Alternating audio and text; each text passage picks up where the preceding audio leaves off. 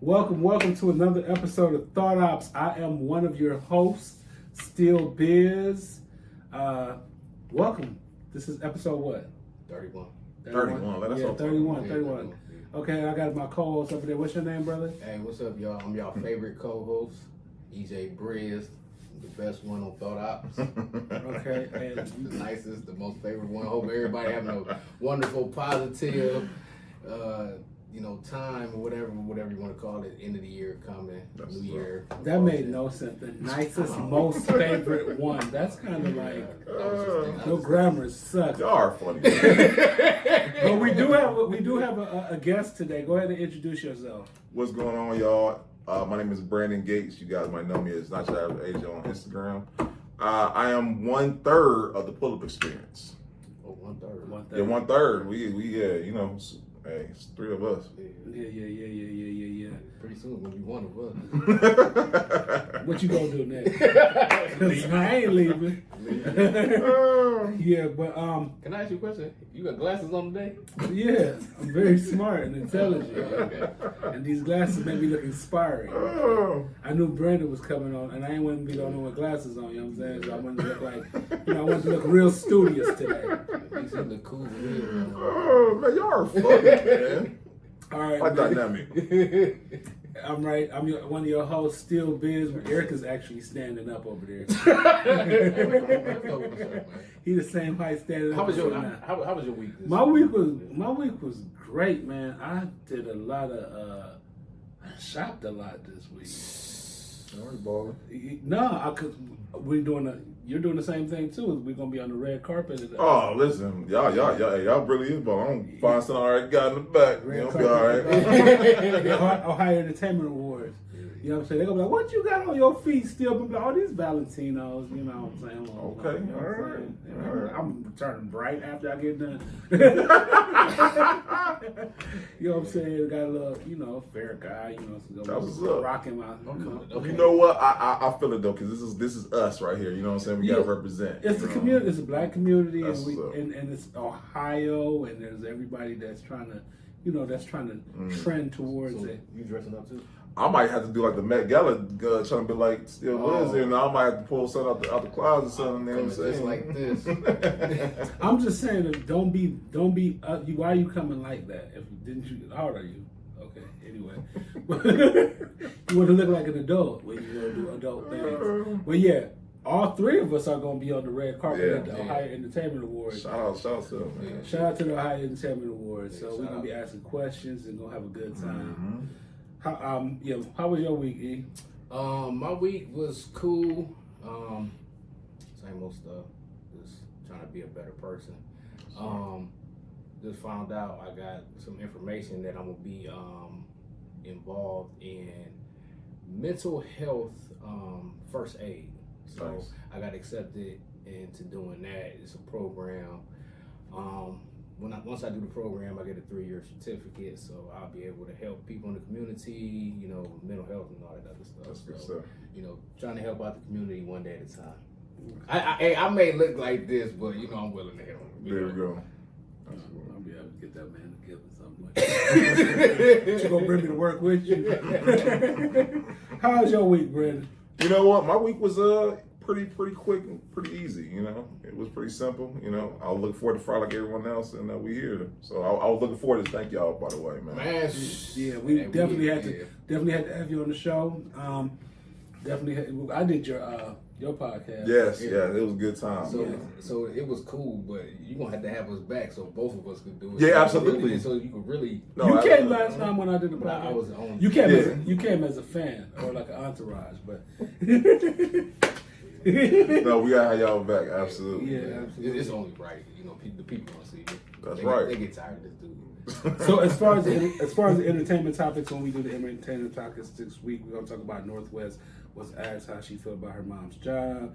Vlad TV talks about people saying that Akademiks is misogynistic, and also we're gonna talk about John Legend and his from his departure or his time from social media, how that actually helped his mental health. So those are things that we're going to talk about as far as the popular culture portion of the show. Okay, so I'm finally finished with what the internet is doing to our brains, the shallows, because I took a break from reading because I was writing something. So I had to I actually was writing something and still was doing something that have something to do with education.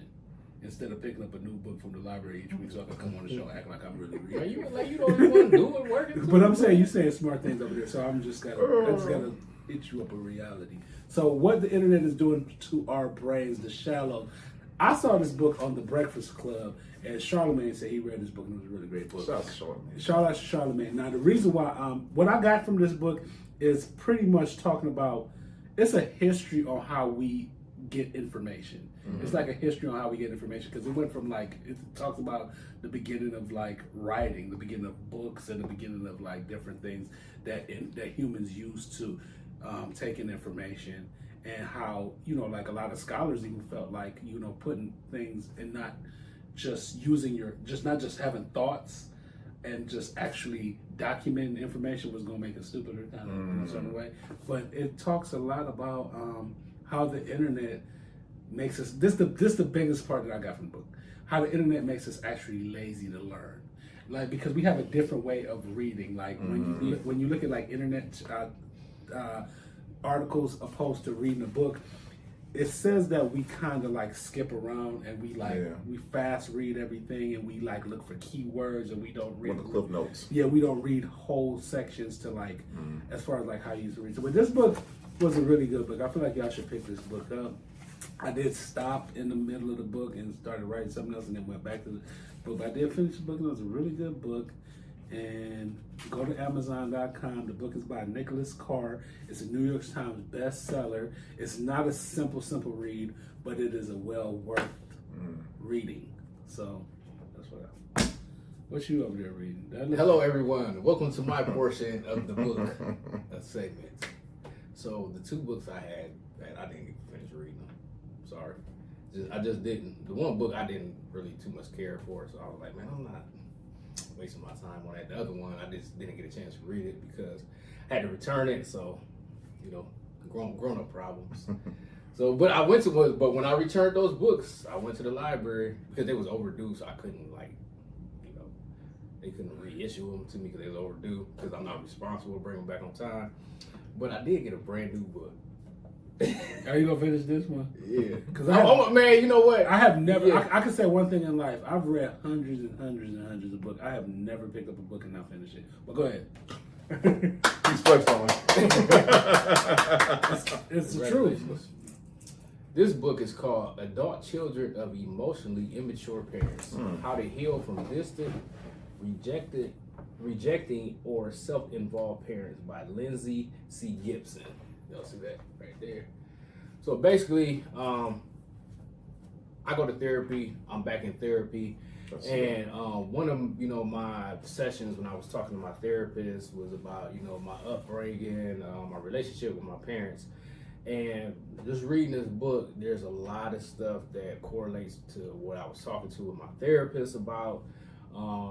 Me being a parent myself, I'm always trying to find better ways to parent my son, so he doesn't have the same upbringing I have. I'm not saying that I had a bad or negative upbringing. It's just I feel like a lot of stuff could have been different, especially my relationship with my father. Even though my father was in the household, we still had a rocky relationship. So I'm always trying to find different ways of trying to be a better parent. And so this book just talks about how how emotionally immature parents are. Times where you're growing up, you felt like you couldn't talk to your parents about stuff because you felt like you was gonna get reprimanded, or they felt because you were a child you wasn't supposed to talk or speak and all that other stuff. So it has a lot of good information. It talks about how when you go through this, some children become internalized. As you grow up, you become either an internalizer where you try to look at within yourself and blame yourself for things, or you become an externalizer, which you try to blame your environment and other people for stuff like that. So, and also it's a few people in here that, you know, a few of her clients that she shared a few of their stories and, you know, some of the situations they went through with their parents. So it's a real interesting book. It's getting down to the nitty gritty of, you know, being you know, a child and becoming an adult. So it seems like it's going to be a good read. So I am going to finish this book because it goes along with my therapy. So I think I'm going to finish this book. So Yeah, because emotional immaturity, that is a very, very good topic. So I picked a good book. Yeah, that's because most people are emotionally immature because we don't like have a complete, because humanity ain't that old. Like as far as like being modern, humanity is really not that old. Mental health is really not that old. Right. Everything. So like learning how to be more emotionally mature is like not something that we actually had access to for a long time. Think about our generation. Like we just lived in our problems, and we we have to like find our way through it. And you know, if you went to a therapist, you were something was wrong with your brain.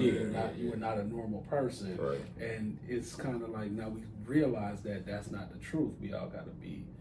You know, we got to be responsible for our emotions. We got to be responsible for our especially as men, because there's a lot of men out there. I'm not trying to judge nobody, but there's a lot of men that really need some, you know, some healing, some therapy. So. Yeah, because a lot of times too, like, and I don't want to make it a race thing, but like a lot of us are like really super immature because we don't have that. We don't have like those parents that held us to be immature. Yeah, you know what I'm saying. So it's kind of like a lot of. And like think about it. I mean, dudes be like in their 50s sagging. Yeah. Or dudes be in their 50s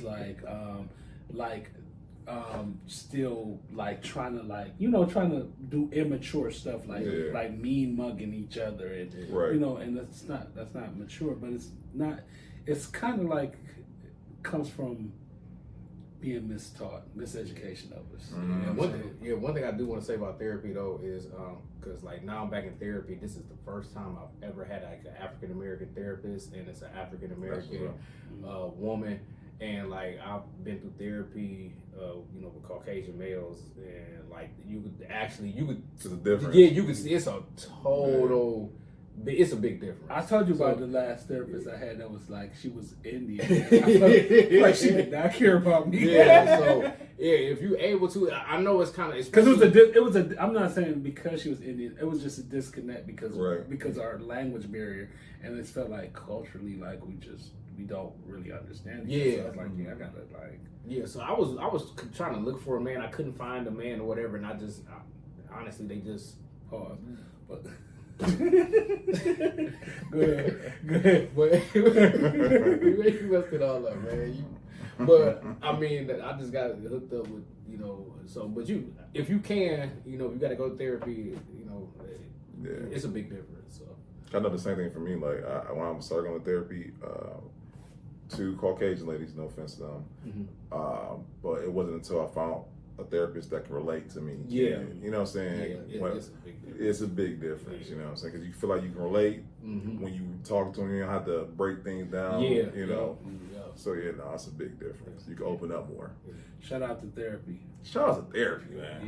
Yeah. I know they talk about therapy a lot on the Breakfast. Well, Charlamagne talk about therapy a lot on the Breakfast Club, and I know they be trying to say that he just doing that so he stay out of trouble with stuff that was already going on. It helps. But shout out to therapy. Therapy actually does help, man. But you see the difference though. Look, I remember Charlamagne when he's out here, man. He was out here, man. Yeah. But the evolution, I feel like there has been an evolution, but you know, like sometimes our worst critic is us. Yeah. And then I know that I see that a lot of people talk about, well, Charlamagne, he only doing that is because of, you know, the situation that he had, and they're trying to say that he's just trying to push that therapy thing just because of that. But you know, Eric, Charlamagne, that's like my favorite host. You know what I'm saying? So I mean, I do. But, and this book was recommended by Charlamagne. Okay, so this is the part of the show where we put you in the hot seat and we get all of your business. Come on with it. Come on with it. It's different being in the hot seat. You know, I'm usually you don't want to ask the questions, but I'm all right. Okay, so introduce yourself, kind of telling us what it is exactly that you Introduce do. myself. That's a good one. Let's see. As far as your titles. As far as my title, I wear a couple hats. Yeah, you have many. Yeah. I got a couple. He wear hats every week. First, I like to say I'm a child of God. Okay. I'm a black man. Father of 3. Okay. Then we get into what I do. By trade, I'm a real estate agent. Okay. But I like to think of myself not only as a real estate agent, but a teacher of real estate. Okay. I like to teach our people, the Okay. benefits of real estate and how it can change not only their lives, but those around them or whatnot, right? Yeah. And then in my leisure, I like to run a podcast, The Pull-Up Experience. Okay. And we are on year 2, 100, as right now, 156 episodes. And when you saw that anytime soon. Okay. Well, congratulations. I appreciate that, y'all. I appreciate that. So you want to? Can I ask a question, or did you ask your question? Is that how it works? Like, ask a question.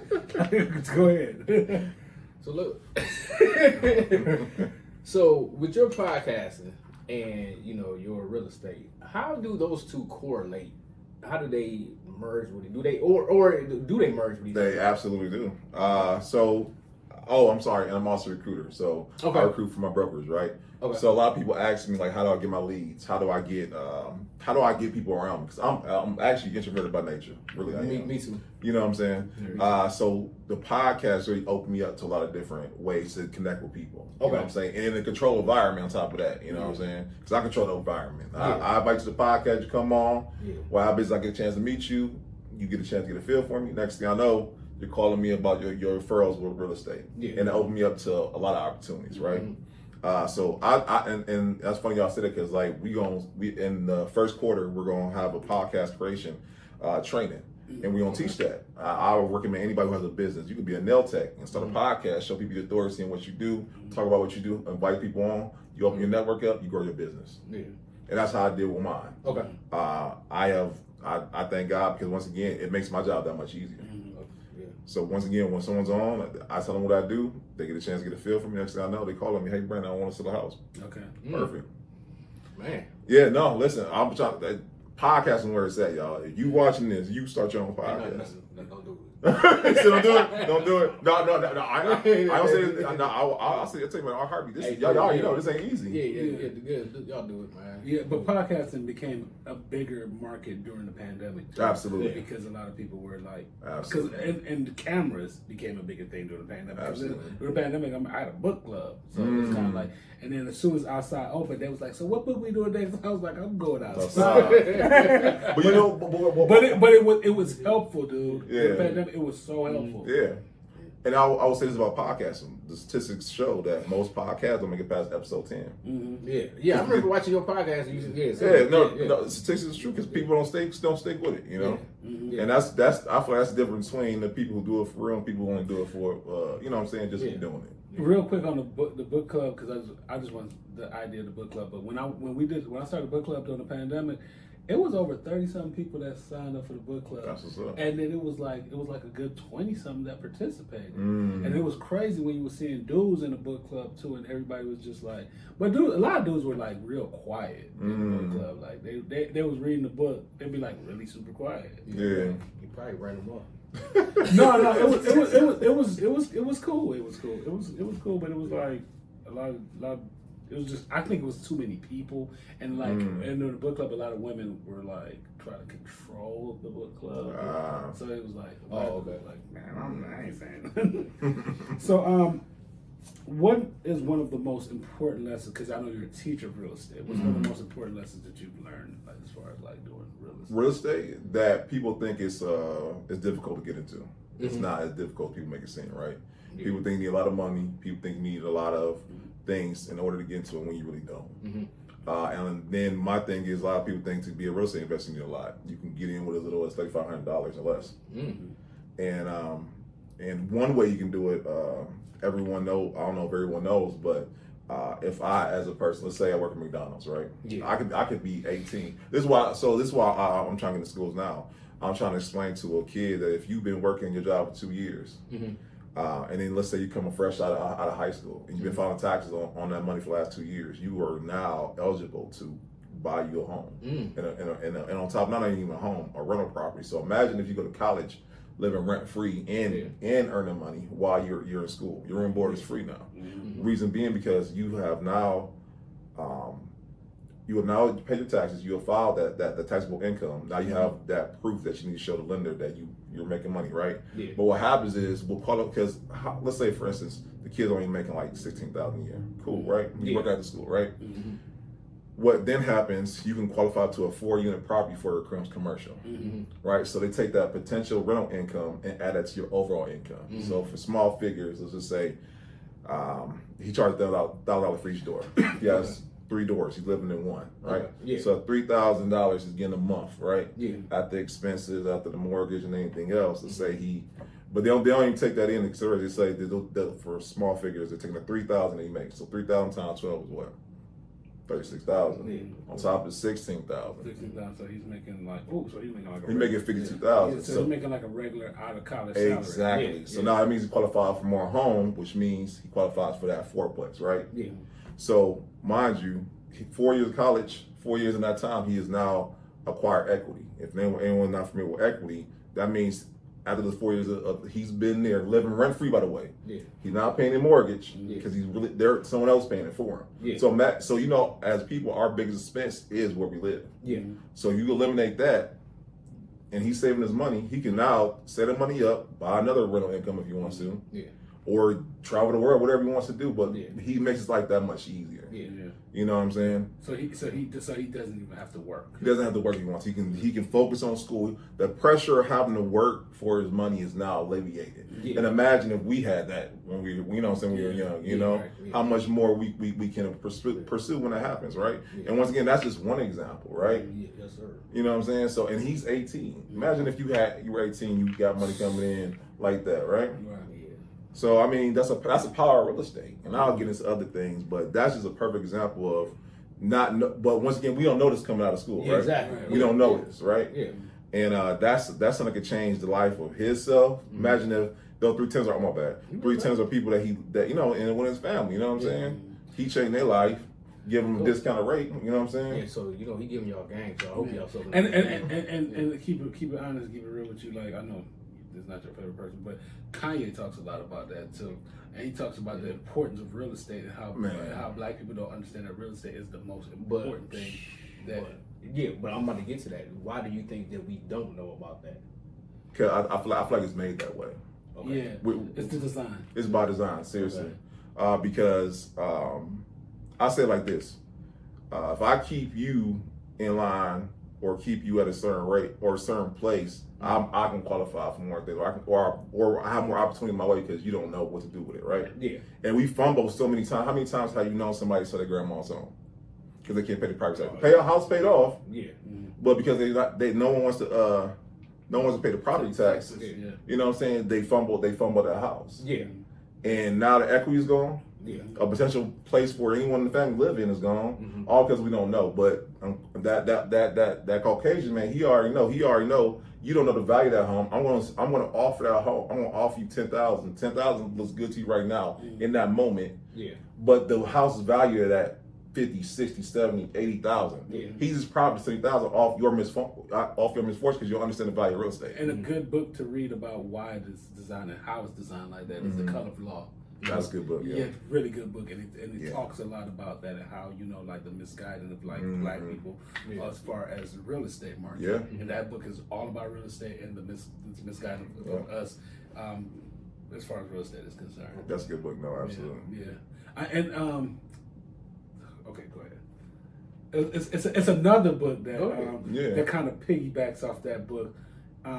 It's the same author as The Cast. The Cast. What's the name of the book? Of Other Sons. Oh my God, I'll remember. Okay. I remember. Go ahead. You had a question, Mr. Smarty Pants.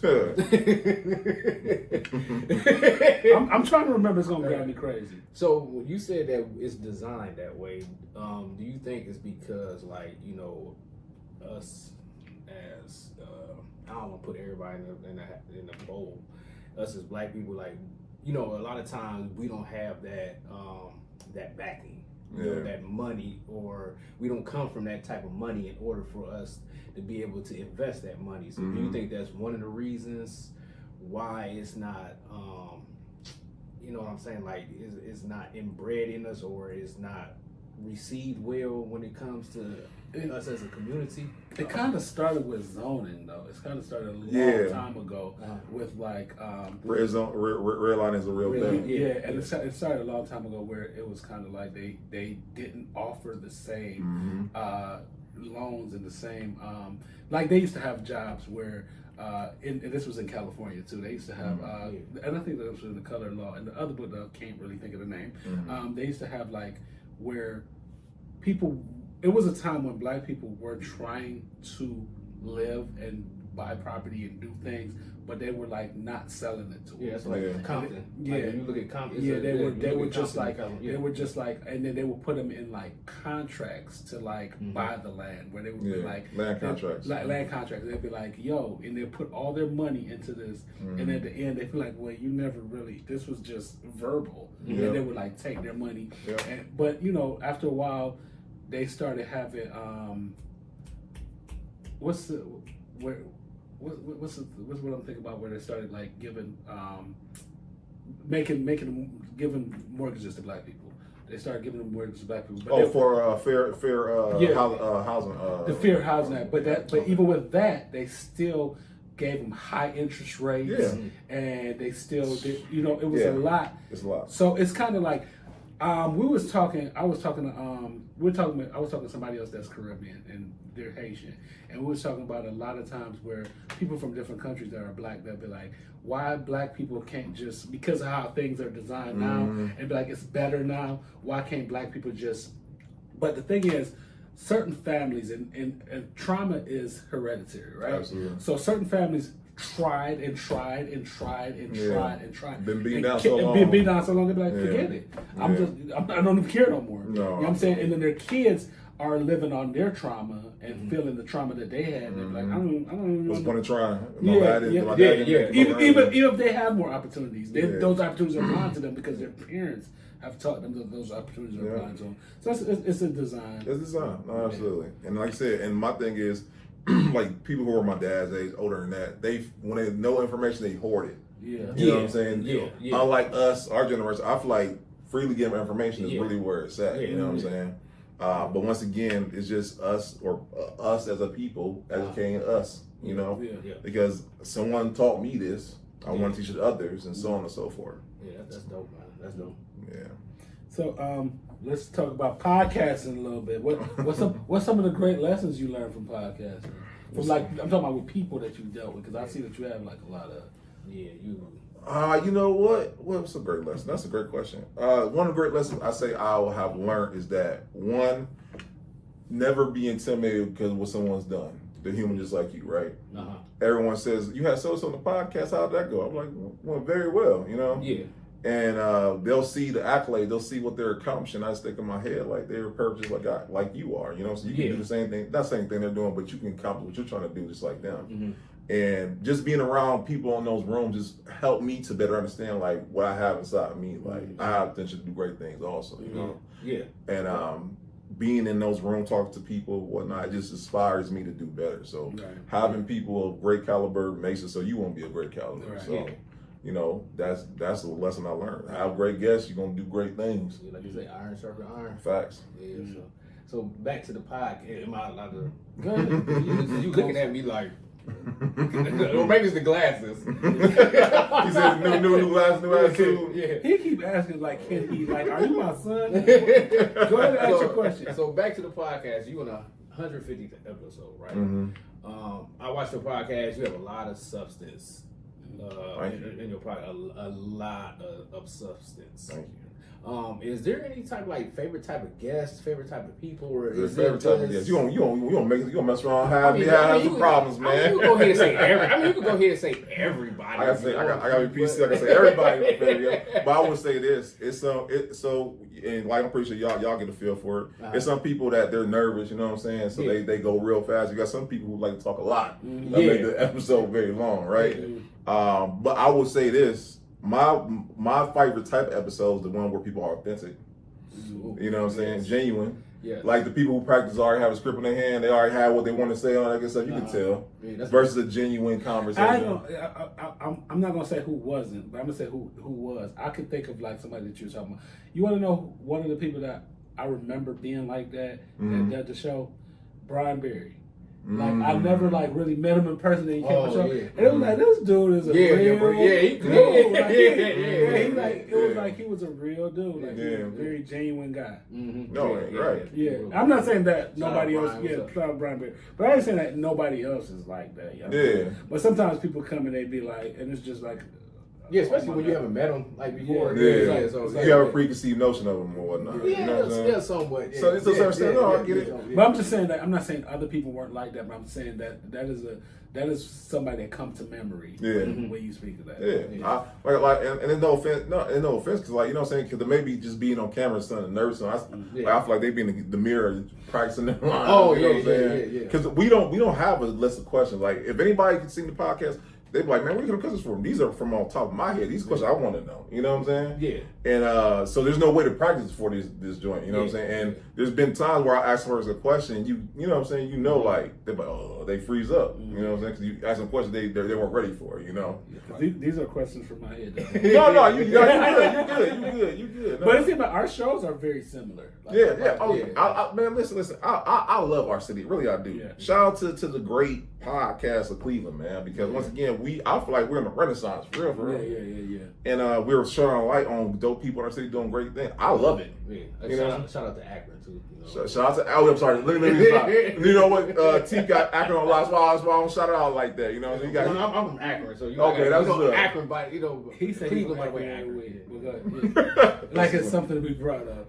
But just ask and it's funny because I was at yeah, tell that story. Yeah, I was at Saks, and it was a young lady in Saks. She was like, "Are you from Akron?" And I was like, "Oh hell no, I'm from Akron." I was just disrespect us. Then she was like, "Well, I'm from Akron." She was like, "I thought I knew you from Akron." How dare she disrespect us? I was like, "Well, you are cool from Akron," but I was like, "Dude, I do the show where he from Akron." He's terrible. That's your question. That's funny, man. So I have a question. Mm-hmm. Is there anyone that is like super famous that you will want to? Who's the most famous person that you would want to interview? So that's a great question. I think I know who you're gonna say. You know what I'm saying? No, you know what? Well, I can say it's. Let me write it down. You write it down. All right.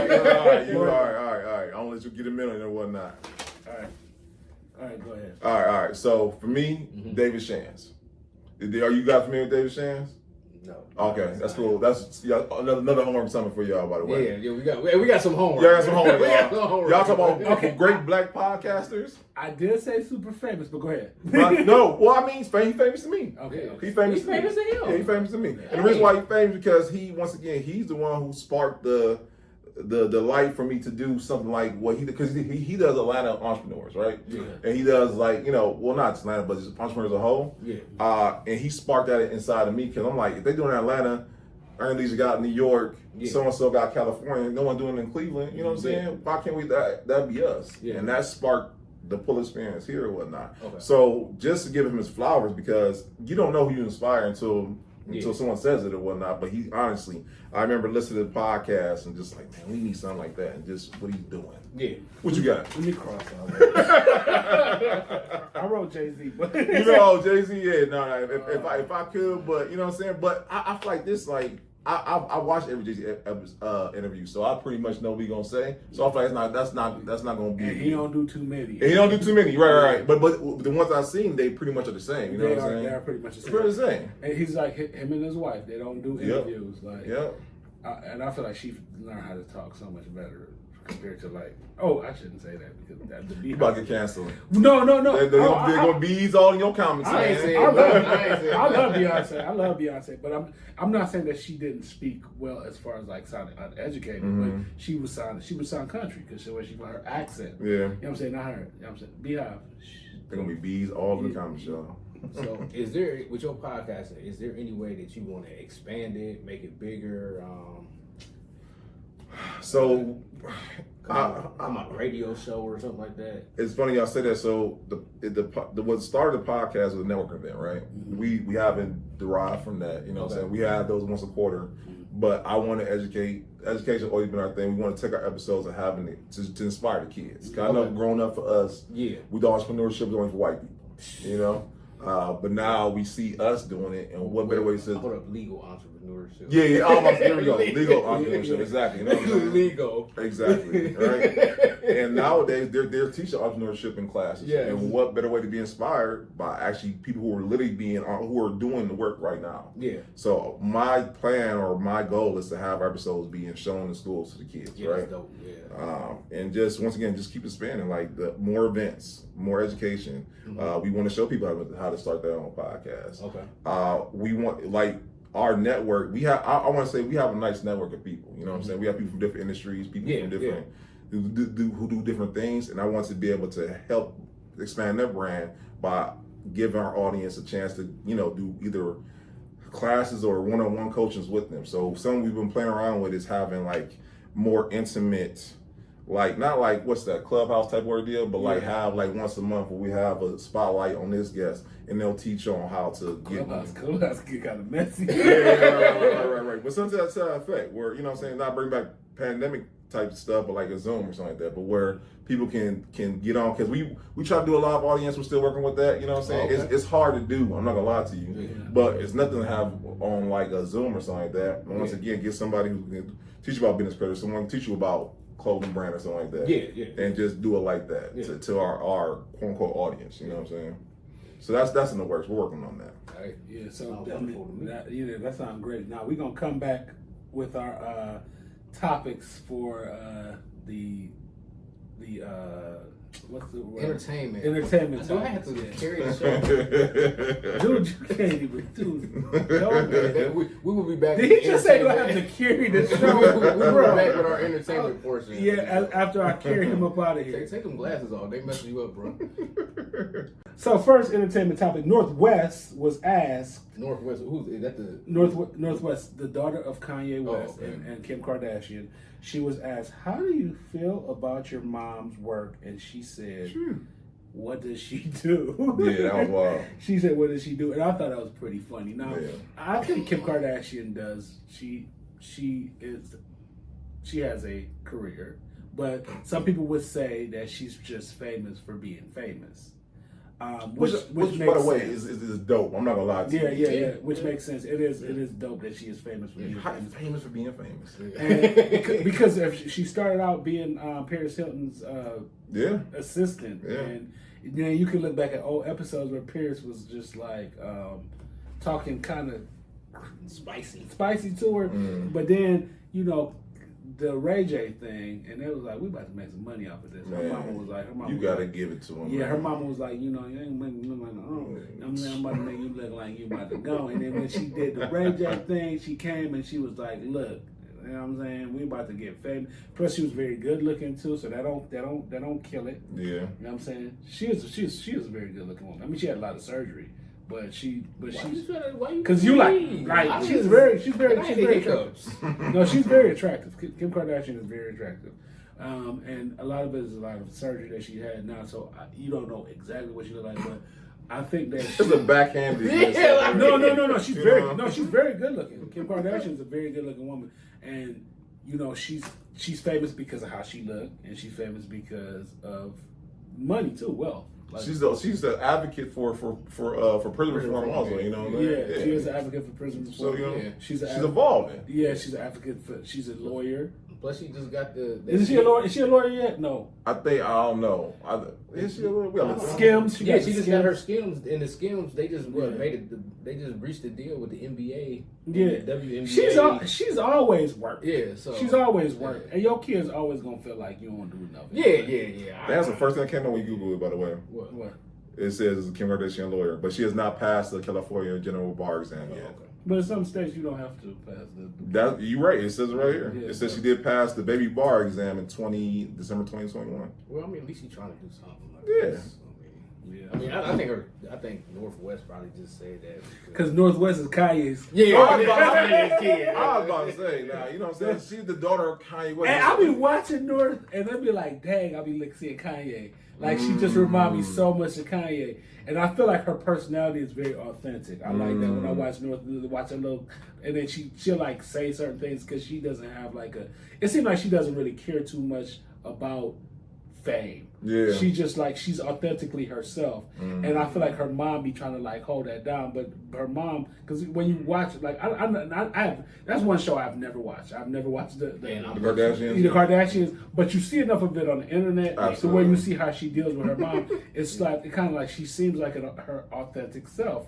Like her father, even if you don't like Kanye is his authentic self. Yeah, you know what I'm saying? No, you gotta give that man credit due. Yeah, he is who he is. Yeah. You know what I'm saying? That you shouldn't even do that. Did you really just go like that, dude? You should never do that because that is trying to say that somebody is, you talk about people's mental health and make it seem like they're cuckoo because of that. Well, he has said some stuff that was off the wall. Yeah, but we all have. To our ancestors. Well, I've never said anything disrespectful about my ancestors.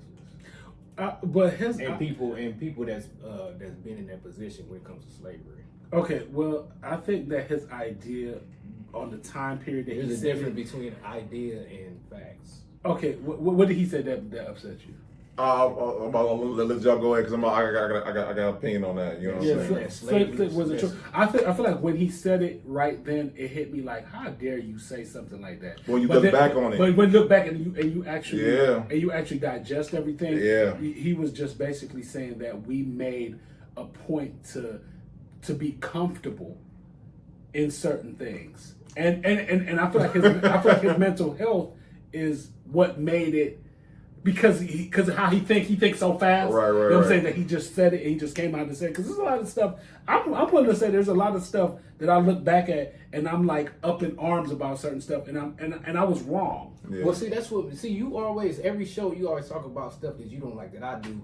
Me or you are two different people. That's why you are you and I am me. What else say? You know what I'm saying? So that's why we are two different people. Just because you don't like the way that I think or what I do, that's fine. But that's me. That's what makes me me, and that's what makes you. No, what did I say that made you feel? No, I'm just saying. No, I was talking about Kanye. Like telling me what I shouldn't do.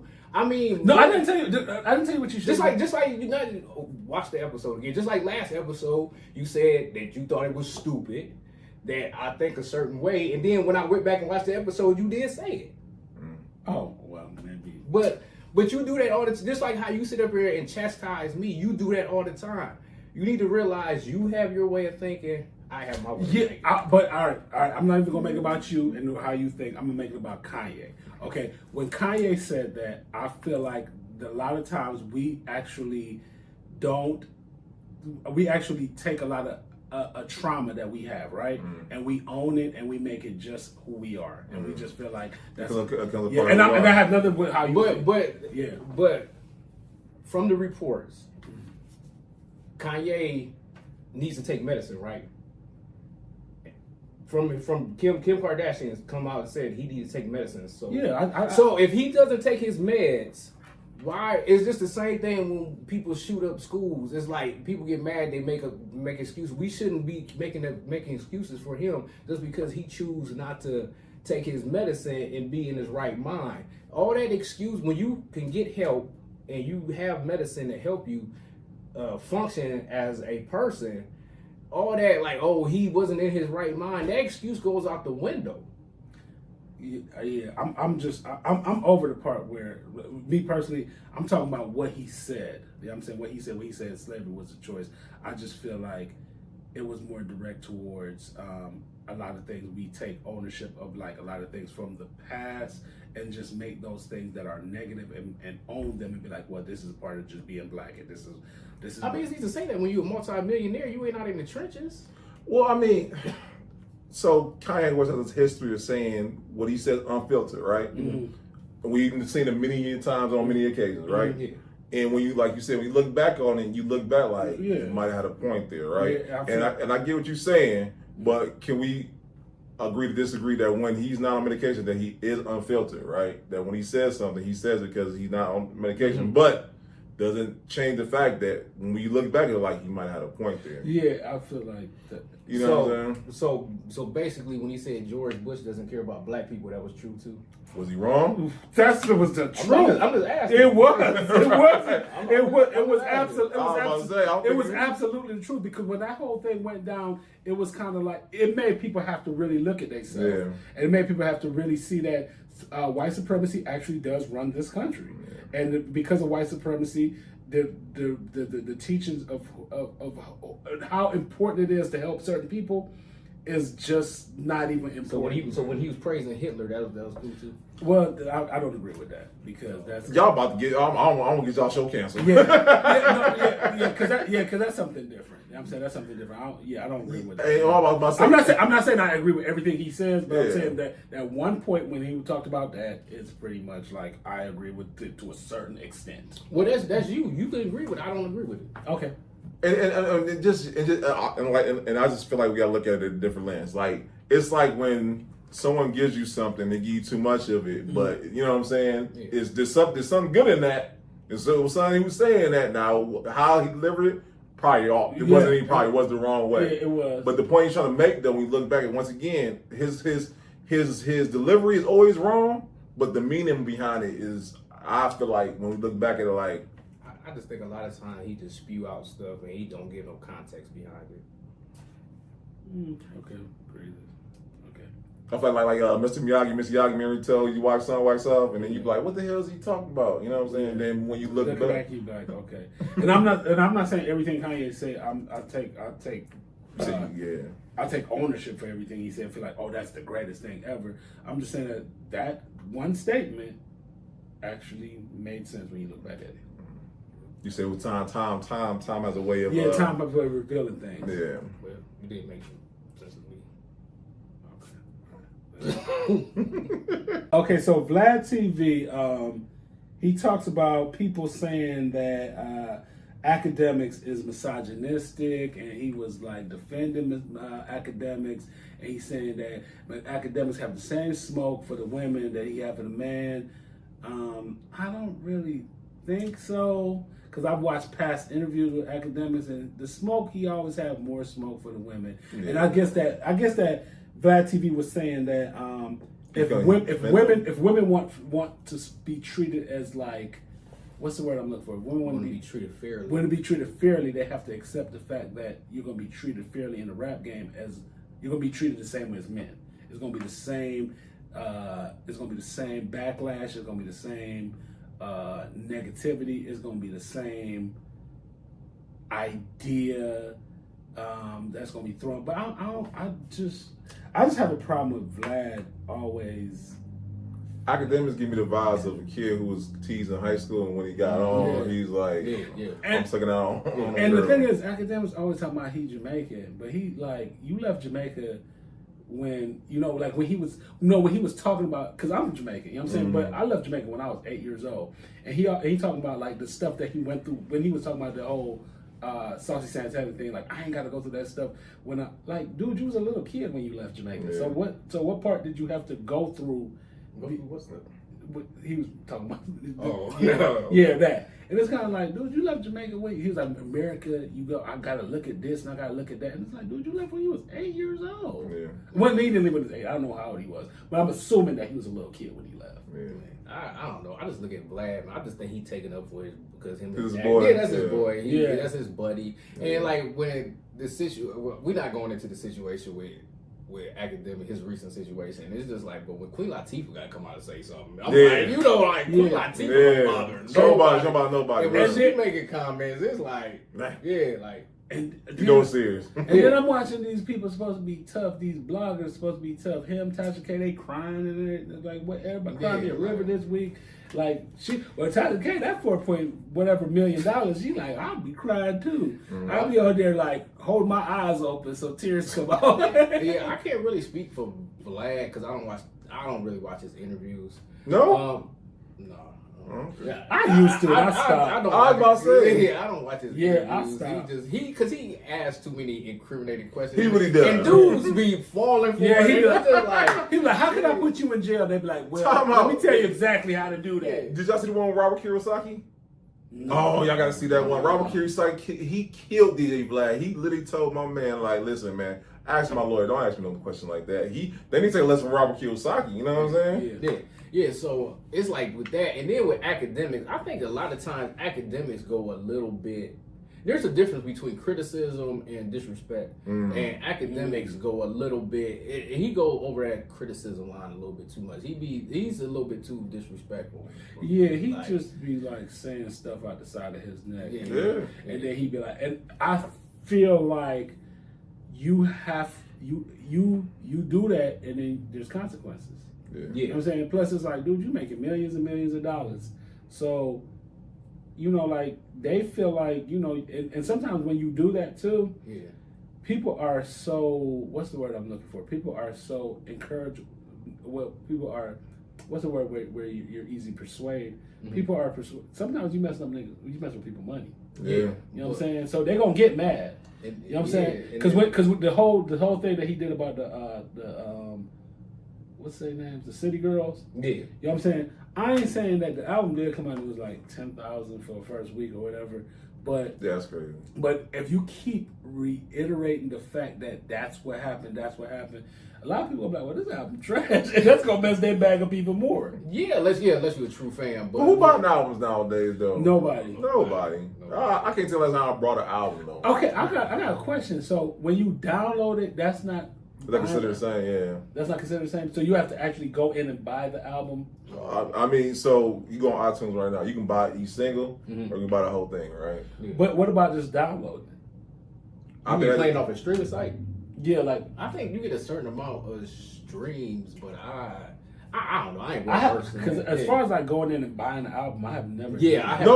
So I mean that's a great question because like Drake just surpassed Michael Jackson. How did he surpass Michael Jackson? Michael Jackson was selling albums. Yeah, he was selling albums. He surpassed Michael Jackson. Yeah, for most hits. Yeah, exactly. That's what I said. Like how's that possible? We talking about two different areas. We talking about Michael Jackson. We talking about because this is my thing. Michael Jackson. This is my thing. That's what I said. This is my thing. Buying an album. Okay, I paid $14. $14.99. Yeah. $14.99 a month for iTunes, right? What you got? Do you have iTunes? Do you have I have iTunes and I have Tidal, Napster. I got YouTube Music. Okay, I just have iTunes, right? Yeah. I have never. I pay a monthly. Why would I? And I can still listen to music. Why would I go buy an album? Yeah. I haven't done that in like. But I heard that a lot of record labels they'll do. Can you still buy the albums though? What, like CDs? I know Best Buy just took all these CDs and stuff out the stores. Listen, I found a hard way they don't sell CDs anymore. I was trying to get Common's last album, right? Because my car still has a CD player, and I'm like, I'd rather do it like that than, you know what I'm saying, divert from my Bluetooth, right? Yeah. I looked online, I'm like, where's the CD at? Nothing. Everything you got to stream nowadays. Yeah, so that's a great question. We got to do a little. We got to learn what's the difference between streaming, what's the difference between. Yeah, I really want to know because I feel like when I when Friday come and I download that album, I feel like I bought it. Yeah, but back to DJ Vlad and the Akademiks or whatever, he try to take up for his boy, whatever. And sometimes when you talk spicy like that, man, people catch up to you. Like look at 6ix9ine and Charleston White somebody just went upside Charleston White yesterday. So I see that. Somebody pistol whipped him. Yeah, he was in an ambulance yesterday. But he was on the phone telling, and he was like, so whoever did, why would you hit this man that's known for snitching? And he was telling, so whoever did it in jail today, I don't even know. It's streaming right now. Whoever did it, they locked up. Yeah. So John Legend said that with him withdrawing from social media, it kind of helped his mental health tremendously when he took like a break from social media. So do you take? Well, I mean, you do a lot of stuff. No. Is it possible for you to take a break from social media? It's funny because I do a lot of business from social media, right? But I will say I take fasts like I will take a fast from food. I'll take a fast from social media too. Mm-hmm. But the thing about it, I post so much, you won't even know that I've not taken a fast. Yeah. So if you look up, like.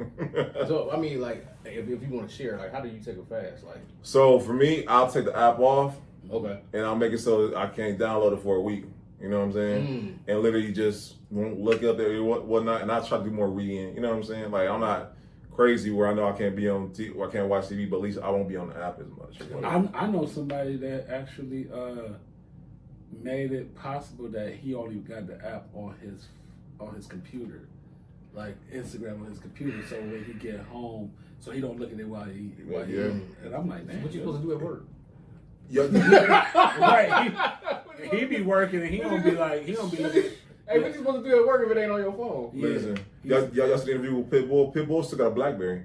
He said the reason why he got a BlackBerry because he don't want to be all in that social media thing. So he has no social media pages. No social media at all. And if he does, it's not him. There was a time when Will Smith never had social media. Hey, but does he have social media now? who? Will Smith. Yeah, He got to. Yeah. But it was a time for years he didn't have social media. And it makes sense to me if you ask me because we already got enough criticism coming from everyday work, spouses, family, and whatnot. Yeah. If I'm a celebrity, that makes sense to me. Yeah. You know what I'm saying? Yeah, I think a lot of celebrities need a little break every now and then from social media or whatever. Social media is irritating. Like sometimes, like you could get 50 million great comments and then that one bad comment just piss you off. Yep, totally. You be like, man, why did you even write underneath? Because I remember the other day it was like 50 million people, like, you know, because I've been doing the workout challenges and stuff. Yeah. And that first comment, don't lose too much weight, just pissed me off. Like it's not like that's such a negative thing to say. But you know what? We as human beings, though, I found out the hard way. We are programmed to focus on negative than the positive. Yeah. Oh yeah. Like you just said your mouth. It was so many comments so good, you focus on the negative. It was over like it was hundreds of, and that one negative comment was like, why would you feel it necessary to say that?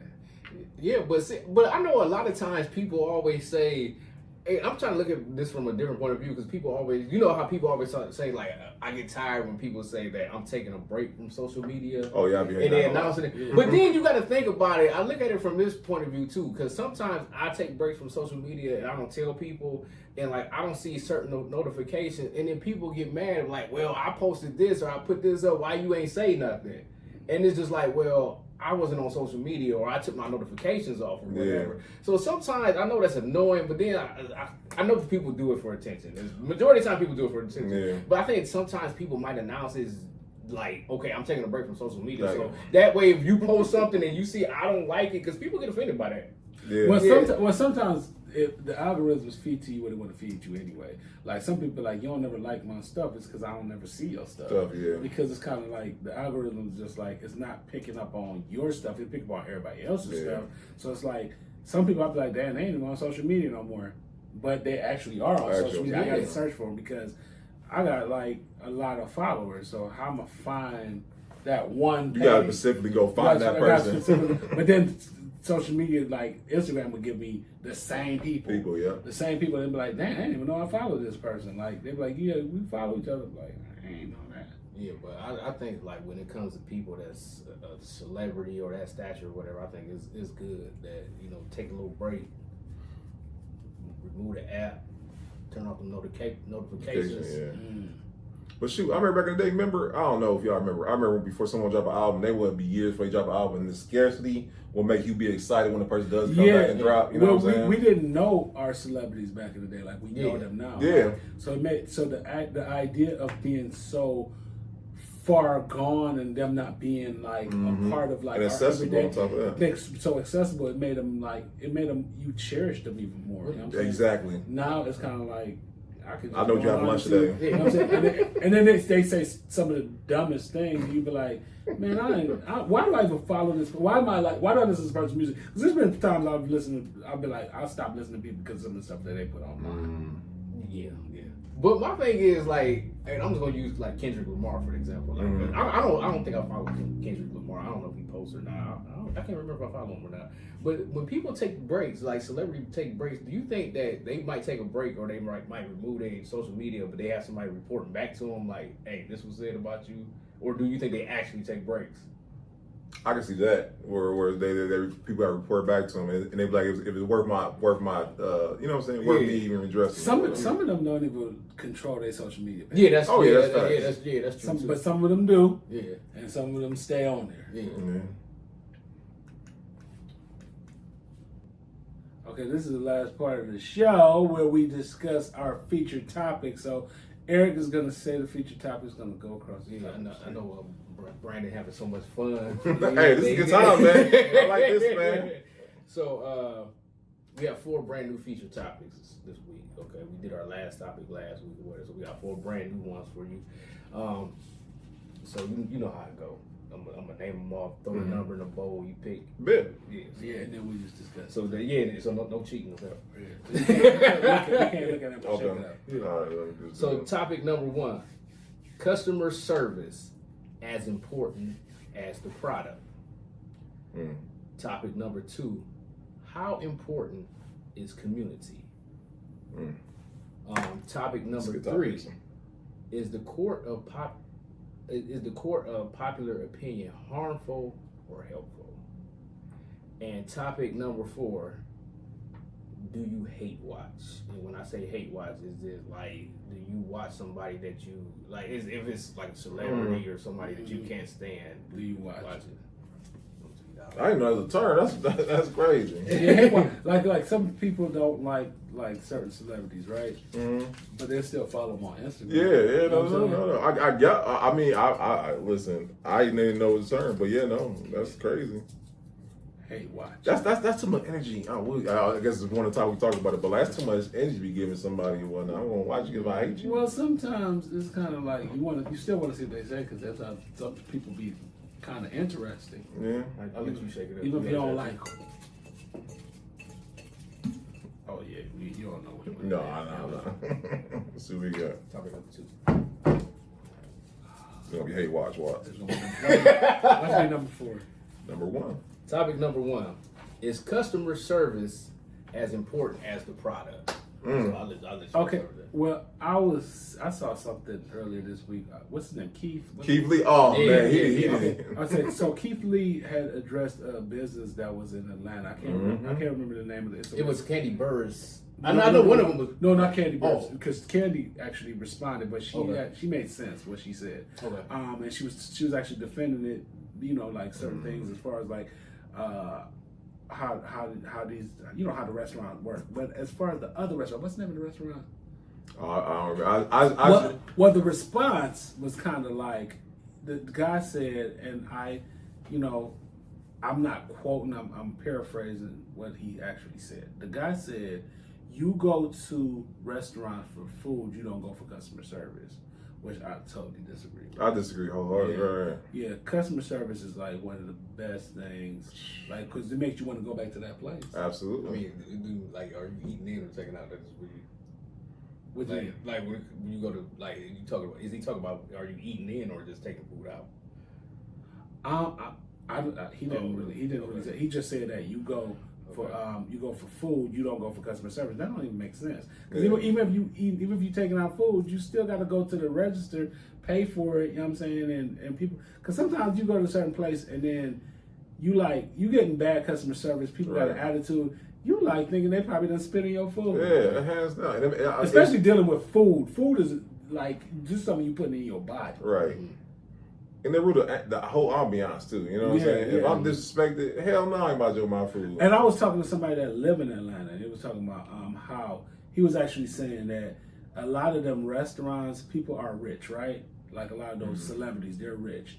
They never ran a restaurant before. They don't understand the idea of how to run that business. They just like, I'm rich and I'm gonna open a restaurant. So they don't understand that customer service portion of the whole idea is the best thing, because that keeps people coming back. Yeah. You know what I'm saying? They have like, you know, like one day they'll close at 4, the next day they close at 7. Oh yeah. You know what I'm saying? And stuff like that. Shoot, that's here in Cleveland. Yeah, that's a Cleveland too. Yeah.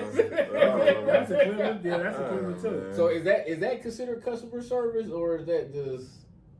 No, I think it's all part of customer service because you're serving the customer, right? You know what I'm saying? Because if I expect you to be open at 7 Right. o'clock, and that is what you're selling me, the idea Right. of being open at 7 o'clock, that, I mean, you should be open at 7 o'clock. Have you ever been to a chain restaurant where they're Right. not open at certain times? I'm Chipotle the other day. Oh, don't get me started, Chipotle. Yeah. but they're not supposed to be. Yeah. I remember, quick story, I remember back in the day when I used to work at KFC when I was in high school, right? And I ain't gonna say his name. I had a friend, he was a manager. We all was in high school together, and we was about to go kick it. And he closed the restaurant like around 5 o'clock. It was a KFC over there on Lee Road. Oh, He closed about 5 o'clock, and he was a manager, and he got fired. I was about to say, Because everybody called. Everybody called 5 o'clock? We talking about right before dinner? Yeah. Oh, man. Yeah. I mean, so what's your opinion? I feel like customer service is every aspect of our lives, you know what I'm saying? Whether it's a podcast or it's a restaurant, you know what I'm saying? If you want someone to return, good customer service is what you need, right? Yeah. Because I feel like you can have great customer service and have terrible food, and I don't keep coming back because customer service is so good. Why do people keep going back to Chick-fil-A? You know what I'm saying? Yeah, because they have good customer service. Right. And they have great food, too. And they food terrible. Yeah. I have never eaten there. Are you serious? Yeah. Well, I eat chicken. You like Chick-fil-A? Yeah. I'm like, everybody just rave about it. I don't eat chicken, so I've never been there. Yeah. It's different. It's different. I'll say that. I'll say about Chick-fil-A, it's different. You know what I'm saying? But once again, I feel like customer service is what gives you perception the food is better. Yeah. Because if the customer service was crappy and the food wasn't well, people probably wouldn't go to Chick-fil-A like it is. But I think because the customer service is great as it is, you be like, oh, that food tastes so much better. In my opinion, you know what I'm saying? And I feel like that makes all the difference because I know a lot of hood spots they got great food, but customer service, I haven't gone back. Yeah, you're right. Well, see, I'm about to have an unpopular opinion. To me, it depends on how bad the customer service Oh my goodness, is. bro. like you know, because some people look at it like you could go somewhere and like you could go up to the register and like a person could not speak or whatever, or you know have an attitude or whatever. And, you know, that's bad customer service. But I'm like, if the food is good, I mean, I might complain about it. You know what I'm saying? But the food is good, I probably just still eat it or not. It's to me, it's like levels of, like, how bad the customer service is. So let me ask you this. How many times have you been to Chinese food restaurant and got disrespected by the person, by the attendant who was there? Because that happens to me quite. A Chinese food restaurant. See, I don't eat Chinese food. You eat Chinese food? Okay. Maybe just me. But in the hood, you know what I'm saying? We have Chinese food spots. Yeah, I have never... And I do eat Chinese food like from time to time, but it sometimes be a language barrier. Yeah, I give you that, but yeah. Now I think about it, you right. Sometimes it'd be like they talk so fast, you know what I'm saying? Because they expect you to understand exactly what they say. So a lot of times it'd be like a language barrier, and I'd be like, okay, this person just really. No, you're right. Because I ain't never been there and be like totally, because they be fast with the order. They do. So I ain't never been there and been like, but I feel like customer service a lot of times when you in front of somebody that look just like you, and then you just like y'all dealing with each other. Yeah, that's y'all good. Understand each other. That's good. So sometimes I feel like with that customer service, we hold more to it because guess what? I'm you and you me. I think we should though. You know what I'm saying? Yeah, because right. How many times have we given Caucasian establishment chance to the chance? Why can't we get that same grace to us? You know what I'm saying? Yeah. We gotta make sure we treat each other good. Yeah. Go ahead. No, but I'm about to say if the customer service bad and the food bad, I'm not coming back. Yeah. You know, like one of them got to be good. You know? You said I give you a Well, benefit yeah, of the doubt, like food one good. got to balance the scale. One got to be good. But it's just like even like if you go to a department store, I mean, I'm pretty sure y'all experience this too. But how many times have you been in a department store, big chain department stores, and you have somebody following you, you know, making sure you're not. You know, I feel like that's bad customer service too, but I mean, if it's something that I need at the store, I'm still gonna get it. You know what I'm saying? You know, you might say something to that person like, man, why is you following me or whatever, but you know, when you come in that store and they look at you with that, with their intentions, like you about to take something or do something or whatever, I feel like, you know, that's bad customer service too. but you know, we still deal with it from time to time. Nordstrom's the worst. Like, I swear to God, Nordstrom's is like the worst customer service. Yeah, I can name it. And it'd be like some older dudes that work there, kind of don't look like me. And I remember last time I went to Nordstrom's, it was like this one dude, like, I asked him for some help, and he like went and helped like some other people. Like, I could have been stealing though, but he kind of went and helped like some other people, and like kind of like totally like disregarded me. Yeah. You know what I'm saying? Like, I wasn't there, you know what I'm saying, shopping. And Nordstrom's is like the worst customer service. Worst. Well, I got a perfect example. Walmart. Okay. Walmart is a perfect example. Uh-huh. Walmart, long lines. Yeah. There's never no attendant there to help you where you need to find something. We always go back. But we always go back because Yeah, the prices yeah. are good. You know what I'm saying? Yeah. And that's a perfect example. Once again, we give Walmart time again of chances. I can tell I went to Walmart and they be out of something. I'm like, damn. Walmart is like Amazon. I ain't never met nobody that worked there that said they like their job. And I hate to be like, and it's like, man, this is just my experience, and I hate to be like this, but it's like even going to hood spots, it really don't bother me too much because I guess I'm used to it, which I can say it may be bad, but it's just like I'm used to it, unless it's over the top. You know what I'm saying? But I've had, like, when it comes to us, I've had run-ins and bad customer service from people that look like me at chain restaurants like Chipotle, at Five Guys. You know what I'm saying? So it's just one of those things. I guess it's like how much you gonna put up with or tolerate, or how bad the experience is. You know, to some people, I try to give everybody the benefit of the doubt. Sometimes, you know I remember one time I went to Starbucks. It was kind of like, it was me and I was the only black dude, and a bunch of white people, and I was looking at how they was like, it was a black girl at the register and it was a white girl. And I was watching how like all the white people that I was with was going to the white girl and wouldn't go to the black girl register. So I went to the black girl register and I was like, yo, you know, she was like, I'll be right back. And she left. And I'm like, okay, where'd she go? So then I go and order my drink from the white girl. And then when I was leaving, the black girl was out there talking on herself. And then you see why everybody wants her line. Yeah, and I was like, thanks for your good customer service. And she said, you're welcome. And I was like, yeah, that just really, because I was trying to prove to these white folks, like, my sister had me, but she didn't. But then on the flip side, you know, we talk about bad customer service, and then we go in the stores, we got ring up our own stuff, and then we complain about, like, now we got to ring up our own stuff, and it's just like, I mean, not just, you know, for them the workforce is low and they don't want to shell out that money or whatever, but it's just like one of those things. So I mean, I'd rather ring up my own stuff. Yeah, me too. I don't ring our own stuff, but I'll make sure I bring a little extra on there too. Because I ain't got all day, and it'd be like, I'd rather when you wait in line, it's like, it's taking forever. Yeah, they be wanting to talk with each other. Yeah. They be wanting to talk, especially they know each other. They be wanting to talk. I'm like, man, I'm trying to get in and out and everything. Yeah. But I think a lot of times we put, like, when it comes to like us and black-owned businesses or whatever, we put a little bit more emphasis on it, be it good or bad. I think, you know, I think we feel like, you know, we're black, we know each other, or whatever. It should be a little bit better customer service. So I think that's the reason why we're a little bit more harder on black-owned businesses and everything. But I mean, it all depends on how much you're gonna put up with and how bad you want the product. I mean, so I mean, we're in 2023. Should we hold each other accountable to that? Yeah, definitely. You know what I'm saying? Definitely. Yeah. Like, I'm not gonna go somewhere where I'm getting bad customer service. Yeah. And I'm not gonna be like, well, it's black, so I gotta go. You know what I'm saying? No. If it's bad business, I'm good. And I feel like sometimes I've supported stuff just because it's black, and I get bad customer service. But should I have to? I mean, that's a great question. That's a real. Because I've done that in life, like support, and I'll be like, man, customer service is terrible. Yeah, so I just try to make sure anything that I do that deals with people, that, you know, I'm up to par on what I do and how I treat people, and just, you know, I try to just help people as much as I can, you know.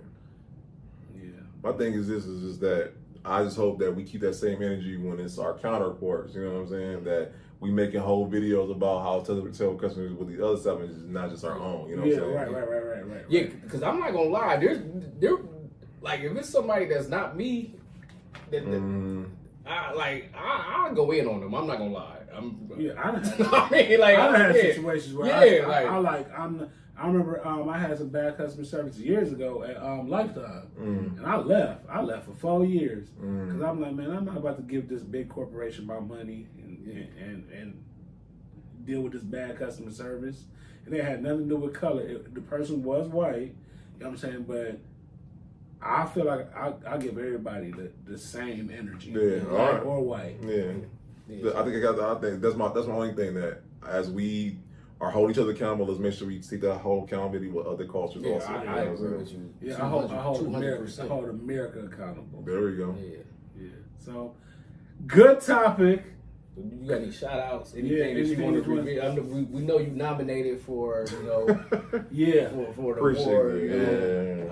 I voted for you. You know, I appreciate that, man. Thank you. That's no problem, man. That's at least I appreciate that. Yeah, if I got something, I wanted to shout out the people who watch, who support, and everyone who we got the week. I'm waiting for the numbers to dwindle. That's why I'm waiting for the shoe to drop. You know what I'm saying? But people keep watching, people keep supporting, so I appreciate it. You want to shout out your other hosts? Oh yeah, I want to shout out to the crew, man. Shout out to the kids, shout out to Marquita, shout out to Michelle, shout out to Arlo, shout out to Steve. It's a group effort. I ain't gonna lie to you. Everyone thinks this is like something that happens, and it's plenty of text messages, emails, and corresponding with different people to make sure this thing works. You know what I'm saying? And I'm waiting for the day when the labor of love turns into a labor of greatness, and let's be the first of me awards. Hey man, you on the road. Appreciate you on that road. So. Well, thank you for coming out, and another episode of Thought OPPS, and I made it. The episode will be uploaded on Sunday, and thank y'all for watching. Peace. Have a good night.